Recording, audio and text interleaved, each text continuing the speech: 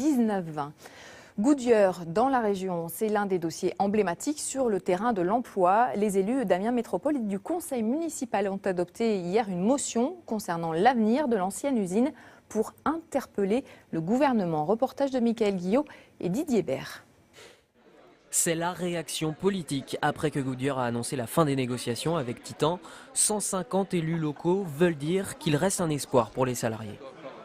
Emmanuel Macron, donc le ministre de l'économie, est encore actuellement en contact aussi bien avec Goodyear qu'avec M. Taylor, donc le patron de Titan. On est dans un coup de bluff, quoi.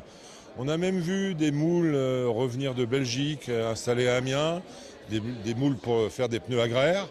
Et Goodyear a tout fait pour préserver la licence, le site, l'a fait gardienner. Partant de cette analyse, métropole et municipalités ont élaboré une motion, une liste de demandes au gouvernement.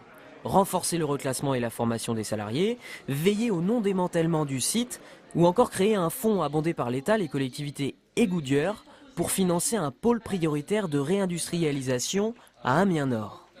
C'est une motion qui était résolument tournée vers l'avenir, qui ne parlait pas du tout du passé, justement parce que nous voulons montrer que nous avons confiance dans notre territoire, que nous avons des atouts et que nous voulons rebondir. Vous savez, avec 30 ou 40 millions d'argent public, on en fait 400. Par des effets de levier, ça permet. L'Europe est très intéressée. Je pense qu'il y a vraiment moyen, comme je le disais tout à l'heure, d'accoucher d'autre chose et de réinventer sur Amiens l'industrie de demain.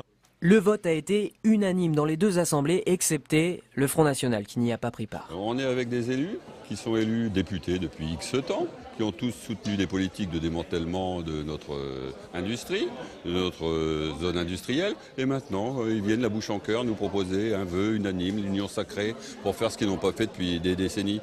C'est une imposture. La motion demande aussi une grande réunion avec le gouvernement. Alors, vœu pieux ou pas, seul l'avenir le dira. Toujours au chapitre politique, la Fédération socialiste de la Somme a élu hier son nouveau secrétaire. Frédéric Fauvet succède à Pascal Boitard, désormais secrétaire d'État aux droits des femmes. Frédéric Fauvet, ex-directeur de cabinet de Christian Manable au Conseil général, était le seul candidat. Près de 40% des 1400 inscrits ont